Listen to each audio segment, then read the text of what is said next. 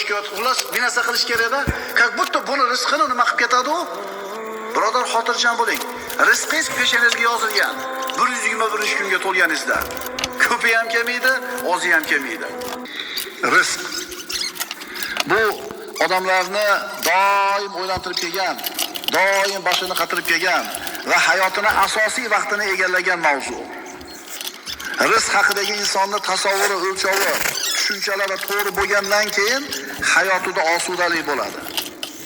Rizq haqidagi tasavvuri to'g'ri bo'lgandan keyin inson halolga o'zini uradi, haromdan taqvo qiladi. Alloh taolo rizq degan narsani o'zini zimmasiga olgan. Ibodat degan narsani bandani zimmasiga yuklagan.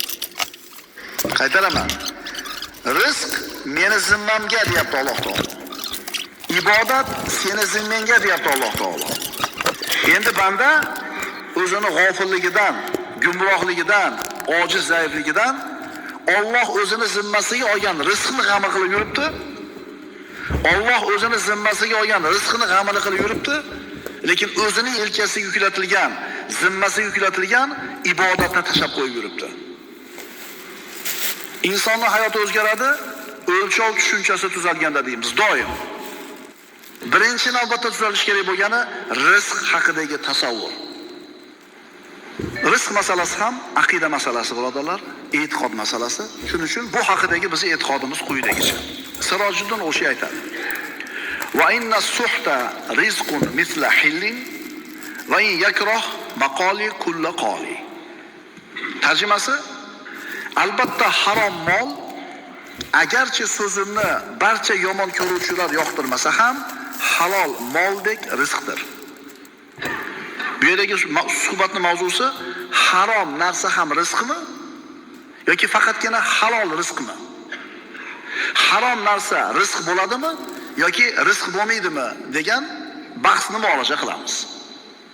Nazmiy bayoni: harom mol haloldek rizqdir begumon, rad etuvchi so'zimni ko'rsa ham yomon. Odamlar gapimni yoqtirmasa ham, bu so'zim yoqmasa ham, harom narsa ham halol narsadaqa rizq deyapti. Sirojiddin O'shi. Rizq so'zi birodarlar lug'aviy jihatdan kunlik ovqat, ulush, in'om degan ma'nolarni bildiradi. Lug'aviy ma'nosi shu.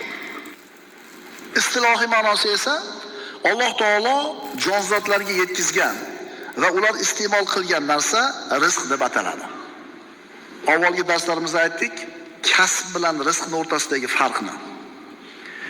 Siz to'plab qo'ygan, seyfga tiqib qo'ygan narsa rizq emas, u kasb. Endi ana shu to'plab qo'ygan narsangizdan yeb bo'lganingiz, ichib bo'lganingiz, kiyib bo'lganingiz, ishlatib bo'lganingiz rizq. To'plab qo'ygan narsangiz bu kasbingiz, shundan sarf qilib ishlatib bo'lganingiz rizqingiz. Shunda bizning rizqimiz ko'proq bo'lyaptimi, kasbimizmi? Kambag'al odamlar rizqi ko'p bo'ladi, boylarda kasb ko'p bo'ladi. Chunki to'plab qo'ygani ko'pda, nima qilmadi? Lekin kasbiylarga ham javob berasizlar boylar. Dunyodagi hamma jonzotning rizqini Alloh subhanahu va taolo o'zini zimmasiga olgan va belgilab qo'ygan. Chunki ana shu hadisda aytilganidek, payg'ambarimiz sollallohu alayhi vasallamning hadislarida inna ahadakum yujma'u khalquhu fi batni ummihi 40 yawman nutfatan hadisi. Albatta sizlarning har biringiz onasining qornida 40 kun nutfa holda turadi. Yana shuncha 40 kun o'tadi, lahta qonga aylanadi. Yana shuncha 40 kun o'tadi, bir parcha go'shtga aylanadi. So'ngra farishta yuboriladi. 4 tanasi yozib qo'yiladi taqdiriga. Shuni birinchisi rizqi, ikkinchisi ajali, uchinchisi amali, to'rtinchisi baxtli yoki baxtsiz bo'lishi. Birinchi nimasi yozildi? Tamom, rizq yozildi. U ko'paymaydi ham, ozaymaydi ham. Chunki iymonimiz komil bo'lsin. Bizning rizq haqidagi tasavvurlarimiz, tushunchalarimiz, ilmimiz noto'g'ri bo'lganligi uchun hamma narsani tashlab qo'yib turib faqat pul topish bilan yuribmiz. So'folloh bobomiz aytadiki, qidirg'on birla rizqing qatra toshmas, ketar qadring qadardan hargiz oshmas.